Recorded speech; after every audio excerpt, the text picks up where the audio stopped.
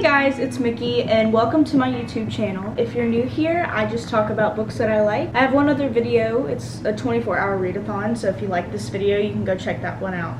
But in this video, I'm just talking about the books that I've read throughout July and kind of wrapping them up and my feelings about them. This July, I read 5 books. It's not a lot of books for me, typically. My life just got kind of busy with work and things like that, and school about to start again. So the first book I'm going to talk about is Animal Farm by George Orwell. I loved this. I read it in the readathon that I published a few weeks ago. This book is about the idea of communism and George Orwell's opinion on it, how it works in theory, but it doesn't work in practice. And the way he shows that is by taking the point of view of animals on a farm, and one day they decide to overtake their owner, decide to run things for themselves, down with the humans, all that stuff, and then realize that they're starting to become like them, and no matter what, there's going to be a group of people who think that they're better than everybody else. This was beautifully done. I liked the writing, it was immersive,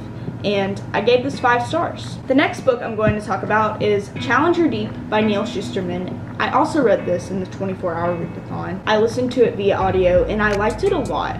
It's about a boy named Caden Bosch who is suffering from a pretty severe mental illness. We are seeing the point of view from his 2 realities that he's experiencing. His real life and the reality that he's created for himself as a cruise ship member in his mind. And this cruise ship reality is pretty fantastical, and we know that it's not real. The way that Neal Shusterman did mental illness and how it was depicted was wonderful. I thought it was pretty accurate as somebody who struggles from mental illness themselves. So I really liked this. I gave it 3.5 stars. I liked it, but it's not one of my new favorites, but I would still highly recommend it. The next book I'm going to talk about is Clappany Land by Elizabeth Acevedo. I read this in the 24-hour readathon as well. I loved this. I thought it was wonderful. I love her writing. It's written in poetry, so I could get through it quickly. This book follows the story of 2 girls. Their father dies on a plane crash, and they become connected in a pretty serious way. Their lives begin to intersect with each other, and I loved both of the main characters of this novel. I thought both of them were very well developed. I thought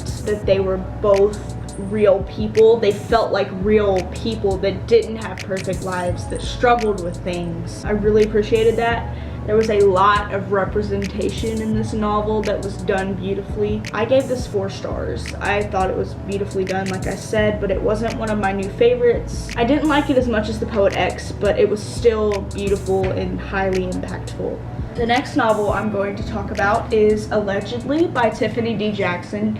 I read Monday Is Not Coming by her a few months ago and loved it. Like, I cannot stop thinking about that book. It was so good.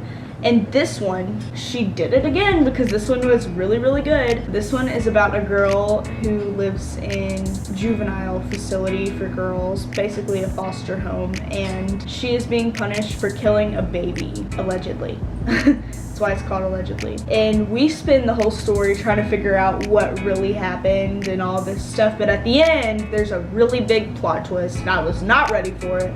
And it was really good. I absolutely love this. This was 5 stars, without a doubt. Tiffany D. Jackson is my queen! And the last book I'm going to talk about is Long Way Down by Jason Reynolds. I read this one via audio. I'll include a picture on the screen of what the cover looks like. I don't have the physical book. I read it via audio. It's written in verse, and the story is about a boy who is African American, and he experiences the shooting of his brother. His brother was part of a gang, and his family before him was part of a gang, and their #1 rule is always make even. You know, if somebody kills a member of your gang, you kill a member of their gang. The whole story takes place as the surviving brother gets on the elevator to enact vengeance on the clan that killed his brother.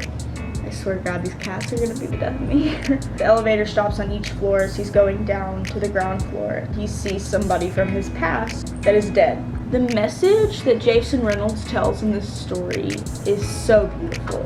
Jason Reynolds is saying that blood does not equate to blood.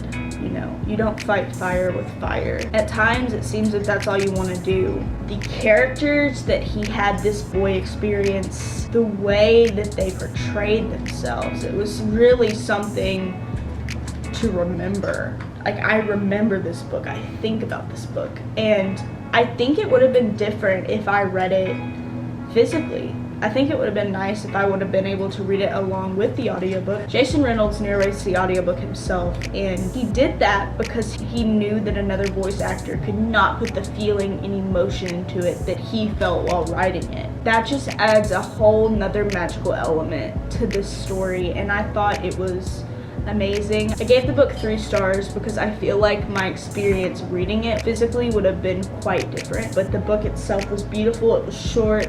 I got through it in a matter of hours while cleaning the house. I really liked it. So I hope you guys enjoyed the video, and I hope you guys found some recommendations from the books that I've read today, and I'll catch you guys in the next one. Bye.